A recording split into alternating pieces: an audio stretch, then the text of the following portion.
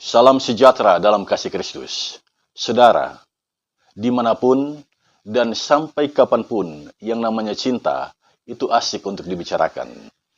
Kali ini kita akan belajar perjuangan seorang lelaki yang bernama Yakub memperjuangkan cintanya. Dan bagaimanakah proses perjuangan itu? Mari kita belajar dari kitab Kejadian pasal 29 ayat 15 sampai ayat yang ke-29. Sebelum kita membaca bagian Alkitab ini, mari kita mohon tuntunan kuasa Tuhan, kita berdoa. Ya Bapa, Engkaulah sumber hikmat. Saat ini kami memohon hikmat-Mu, menuntun kami, di dalam kami mendalami kebenaran firman saat ini. Di dalam nama Tuhan Yesus, kami berdoa. Amin. Kemudian berkatalah Laban kepada Yakub, masakan karena engkau adalah sanak saudaraku, engkau bekerja padaku dengan cuma-cuma. Katakanlah kepadaku, apa yang patut menjadi upamu? Laban mempunyai dua anak perempuan, yang lebih tua namanya Lea, dan yang lebih muda namanya Rahel. Lea tidak berseri matanya, tetapi Rahel itu elok sikapnya dan cantik parasnya.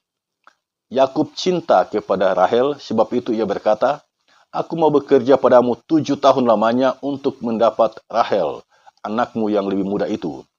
Sahut Laban, lebih baiklah ia kuberikan kepadamu daripada kepada orang lain, maka tinggallah padaku.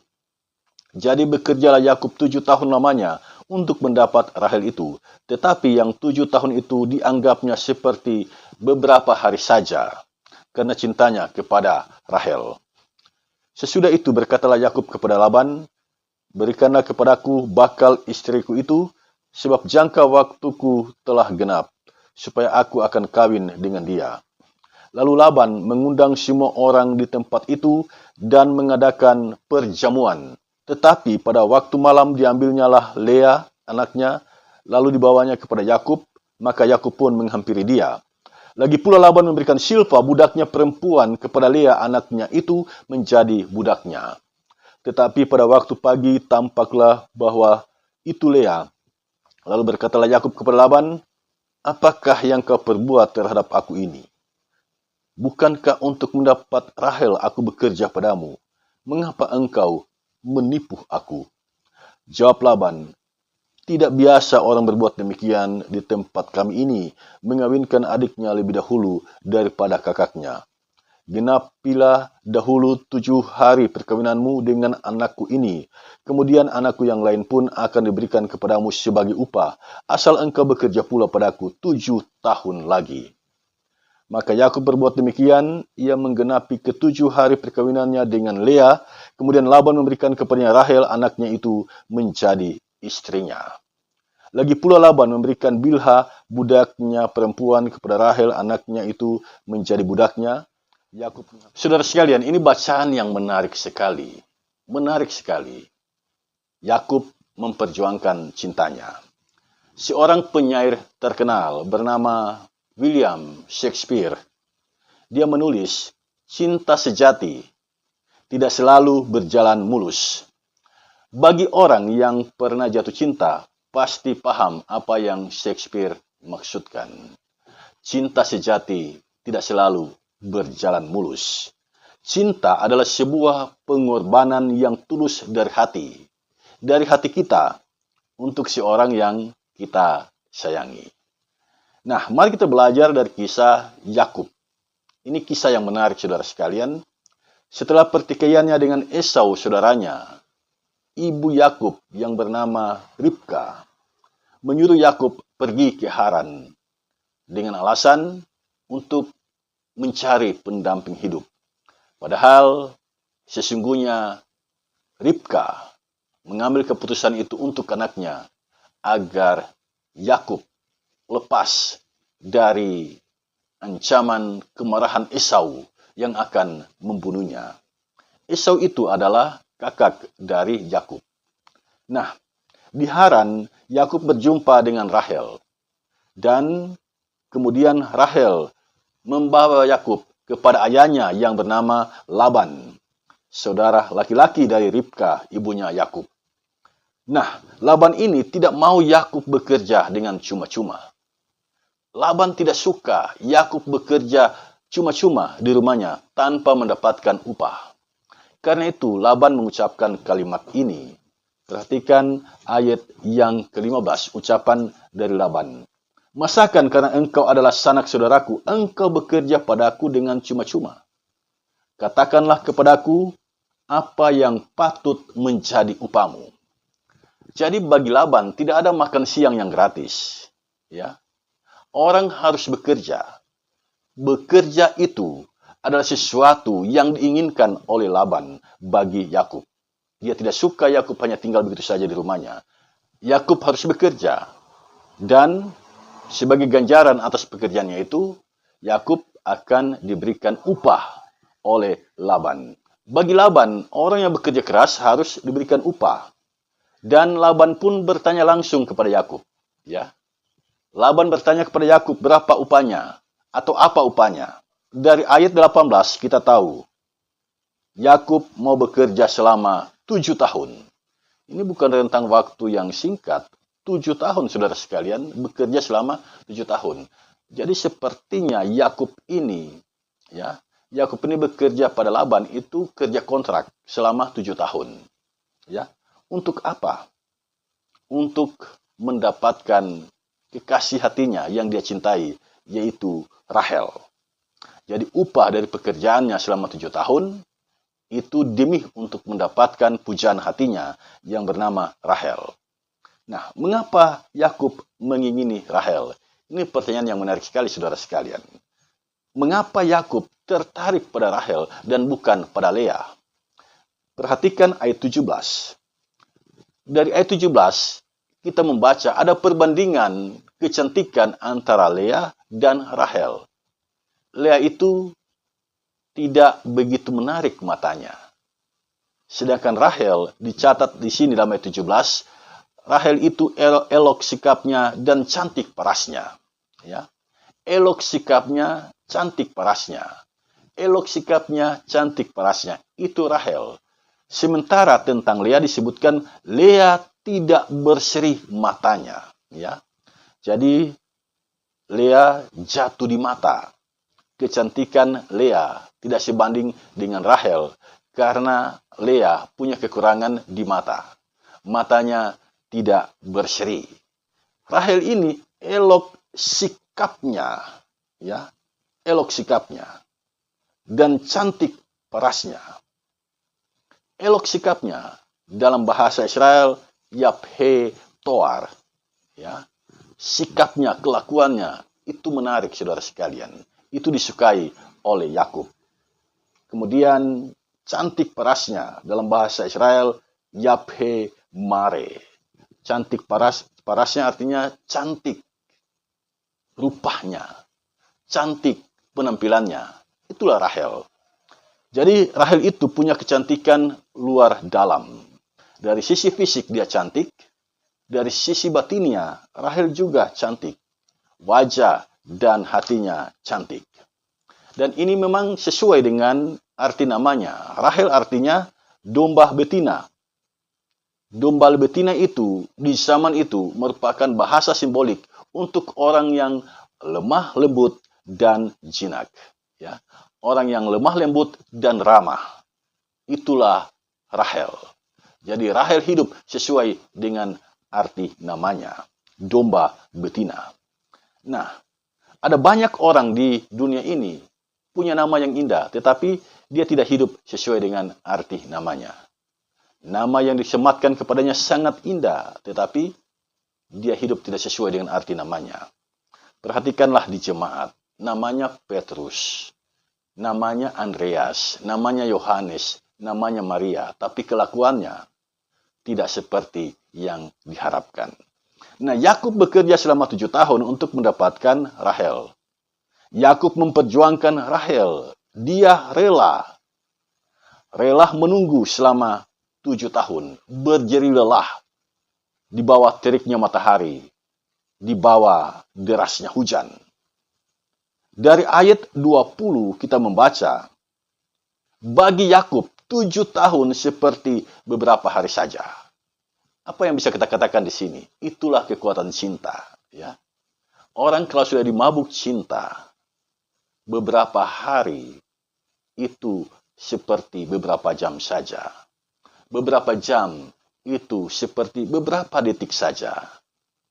Anda yang pernah jatuh cinta pasti mengalaminya. Sudah berjam-jam di situ, tapi terasa tidak begitu lama ada di situ. Nah, Yakub seperti itu. Walaupun dia bekerja selama 7 tahun, tapi dia merasa hanya beberapa hari saja. Mengapa?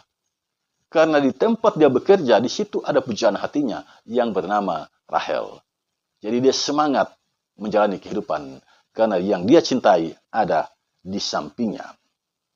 7 tahun masa pacaran, atau katakanlah 7 tahun itu masa tunangan. Yakub menunggu dengan sabar dan setia. Rasa cinta melahirkan kesabaran dan kesetiaan. Ini plusnya ketika kita punya rasa cinta. Karena itu, milikilah cinta itu bagi keluarga. Milikilah cinta itu bagi pekerjaanmu. Milikilah cinta itu bagi pelayananmu. Jika engkau bekerja dengan cinta, jika engkau mencintai keluargamu, jika engkau mencintai pelayananmu, di situ akan lahir kesabaran dan kesetiaan. Itulah kekuatan cinta, power of love, yang harus kita miliki di dalam kehidupan ini. Nah, dalam perjuangan itu, Yakub ditipu oleh Laban. Ditipu oleh Laban. Harapan Yakub, dia menikah dengan Rahel. Tapi yang terjadi, yang dibawa oleh Laban di malam hari, itu bukan Rahel, tetapi kakaknya, yaitu Lea. Saudara, jika Anda adalah Rahel, apa yang akan terjadi dengan dirimu ketika Anda tahu pacarmu, tunanganmu menikah dengan orang lain? Pasti Rahel kecewa, pasti Rahel sedih. Dia sangat berharap Yakub itu menikah dengan dirinya. Tapi yang terjadi, Yakub menikah dengan orang lain. Ini mirip ungkapan dalam syair lagu, kita yang bercinta, tapi orang lain yang memiliki. Itulah yang terjadi pada Rahel. Dia sangat berharap Yakub itu menikah dengan dirinya. Dan Yakub pasti sudah berjanji, setelah selesai dia bekerja 7 tahun, dia akan menikahi tunangannya yang bernama Rahel ini. Tapi yang terjadi, Yakub menikah dengan Lea, kakak dari Rahel. Dan untuk hal ini, Yakub protes. Dia tidak setuju dengan peristiwa ini. Dia tidak setuju dia dinikahi dengan Lea. Karena itu, dia berkata kepada Laban. Saya membacakan bagi kita semua dalam ayat yang ke-25. Apakah yang kau perbuat terhadap aku ini? Bukankah untuk mendapatkan Rahel aku bekerja padamu? Mengapa engkau menipu aku? Yakub protes. Aku bekerja untuk mendapatkan Rahel. Aku siang malam menguras tenaga, berkeringat hanya untuk mendapatkan Rahel. Kenapa kau lakukan ini? Kau memberikan kepadaku Lea. Ya. Tapi jawaban Laban, jawaban yang diplomasi. Tidak biasa orang berbuat demikian di tempat kami ini, mengawinkan adiknya lebih dahulu daripada kakaknya. Jadi Laban berkelit dari adat istiadat kala itu bahwa untuk menikah harus yang kakak dulu, baru yang adik. Karena itu Laban tidak memberikan Rahel. Dia berikan dulu Lea dinikahi oleh Yakub. Nah, saudara sekalian, dari apa yang dilakukan oleh Laban terhadap Yakub, kita melihat bahwa Laban telah menipu Yakub. Padahal Laban itu artinya putih. Putih itu adalah simbol ketulusan. Jadi Laban itu sebenarnya orang yang tulus hati. Ketika Yakub datang ke rumahnya, dia menyambutnya dengan tulus hati. Dia terbuka dengan kehadiran Yakub. Tapi mengapa pada akhirnya Laban menipu Yakub? Sekali lagi, mengapa Laban pada akhirnya menipu Yakub? Saudara sekalian, saya harap ini diperhatikan dengan cermat, diperhatikan dengan baik. Mengapa Laban menipu Yakub? Ya, ini menarik saudara sekalian. Laban yang artinya putih, Laban yang artinya tulus, tapi mengapa dia tega menipu Yakub? Kita bisa saja mengatakan bahwa Laban punya kepentingan. Kepentingan Laban adalah dia memanfaatkan tenaga dari Yakub untuk kepentingannya. Karena itu dia menipu Yakub yang seharusnya hanya 7 tahun bekerja di rumahnya. Tapi dengan tipuannya, Yakub harus bekerja 14 tahun untuk mendapatkan Rahel. Nah, itu kajian kita secara logis. Tetapi kalau kita mendalami peristiwa ini di dalam bingkai hukum tabur tuai, maka kita akan paham sepandai-pandainya tupai melompat, dia akan jatuh juga. Ya, sepandai-pandainya Yakub menipu Esau, sepandai-pandainya Yakub menipu Ishak, toh pada akhirnya dia tersandung batu. Dia mengalami tipuan dari Laban. Jadi hukum tabur tuai, kecewa dan sakit hatinya Esau, kecewa dan sakit hatinya Ishak, ayahnya, ketika ditipu oleh Yakub. Itu juga dirasakan oleh Yakub ketika dia ditipu oleh Laban. Jadi di sini ada sebuah pembelajaran, sebagaimana engkau dulu menipu kakakmu Esau, menipu ayahmu Ishak. Dan saat itu Esau marah, Esau kecewa, Esau sakit hati. Ya, Ishak juga pasti kecewa. Hal yang sama sekarang engkau alami, engkau rasakan bagaimana sakitnya ketika ditipu oleh orang. Ini mengajarkan kepada kita saudara sekalian, hati-hati dalam memperlakukan orang lain. Jika engkau berbuat jahat kepadanya, maka hukum tabur tuai itu akan berlaku. Bukan tidak mungkin orang akan berbuat jahat kepadamu. Dulu, sekian tahun yang silam, Yakub menipu Esau dan Ishak. Sekarang, Yakub mengalaminya sendiri. Ini menjadi peringatan bagi kita, jangan jahat memperlakukan orang. Apa yang kita tabur, itu juga akan menimpa kita. Allah bekerja dalam pelbagai peristiwa. Yakub sedang diproses oleh Tuhan. Yakub mendapat kesempatan merasakan sakitnya, kecewanya ketika ditipu oleh orang. Demi untuk mendapatkan Rahel, Yakub bekerja lagi 7 tahun. Jadi total dia bekerja selama 14 tahun. Dan jika kita membaca Kejadian pasal 31 ayat 38, ya, Yakub berada di rumah Laban itu selama kurang lebih 20 tahun. Nah, saudara sekalian, dari kisah Yakub ini, apa pelajaran yang dapat kita petik dari dalamnya? Saya mencatat 4 hal penting. Yang pertama, menjalani kehidupan, engkau harus tekun bekerja. Jangan malas. Ya. Yakub punya masa depan yang baik. Itu berawal dari ketekunannya bekerja di tanah rantau. Tidak ada makan siang yang gratis. Demikian kata orang Cina. Ya. Untuk mendapatkan sesuatu yang berharga, engkau harus memperjuangkannya. Engkau harus bekerja keras. Yakub di tanah rantau, di rumah Laban, dia bekerja keras untuk mendapatkan keinginannya, yaitu kekasih hatinya yang bernama Rahel. Dalam menjalani kehidupan, Tuhan menghendaki kita memiliki mentalitas bekerja. Bekerja keras untuk mengisi hari-hari hidup kita. Orang yang malas, dalam kitab Amsal pasal 6 ayat 6, disuruh oleh Tuhan untuk belajar kepada semut. Nah, kita dalam menjalani kehidupan bertumbuhlah sebagai pribadi yang giat, yang tekun, yang semangat bekerja. Itu yang nampak dalam bacaan kita saat ini. Saya tertarik dengan gaya hidup Yakub. Dia seorang pekerja keras. Selama 20 tahun Yakub bekerja di rumah Laban dan 14 tahun dia habiskan hanya untuk mendapatkan pujaan hatinya yang bernama Rahel. Yang kedua, milikilah cinta dalam menjalani kehidupan.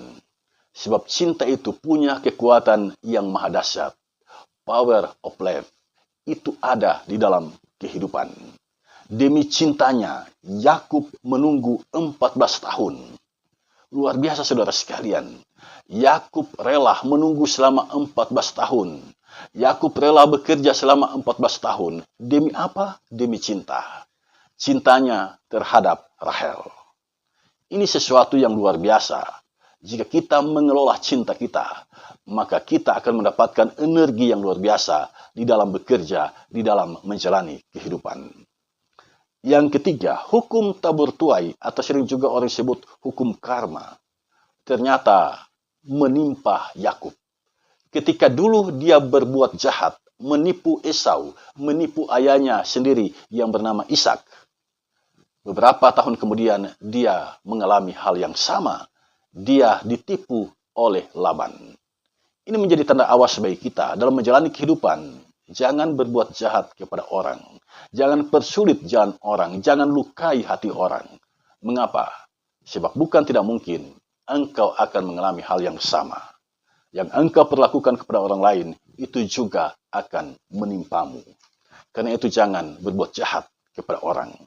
Yang keempat, di dalam cinta ada pengorbanan. Waktu 14 tahun itu bukan rentang waktu yang singkat. Ya, tenaga dari Yakub itu terkuras luar biasa. Bekerja siang malam demi untuk mendapatkan pujaan hatinya. Dia bekerja sebagai gembala kambing domba. Orang yang mencintai, orang yang berani bayar harga. Orang yang mencintai, dia berani mengambil resiko. Dan itulah Yakub. Dalam cinta ada pengorbanan. Yakub rela berkorban. Bekerja selama 14 tahun hanya demi untuk mendapatkan Rahel. Saudara, apa yang engkau cintai di dunia ini? Apa yang engkau sangat cintai di dunia ini? Jika engkau mencintai pekerjaanmu, engkau pasti rela berkorban demi pekerjaanmu. Jika engkau mencintai keluargamu, engkau pasti rela berkorban demi keluargamu. Jika engkau mencintai Tuhanmu, engkau pasti rela berkorban. Engkau pasti akan memberikan waktumu. Engkau pasti akan memberikan tenagamu. Engkau pasti akan memberikan pikiranmu. Engkau pasti akan memberikan hatimu untuk melayani Tuhan, untuk melaksanakan kehendak Tuhan. Karena itu milikilah cinta. Di dalam cinta ada pengorbanan, tetapi ingat, di dalam cinta juga ada kekuatan yang maha dahsyat, ada energi yang luar biasa, dan energi itu dapat kita kelola dengan baik untuk masa depan yang lebih baik. Demikianlah ulasan kebenaran firman Tuhan saat ini. Tuhan Yesus memberkati kita semua. Amin.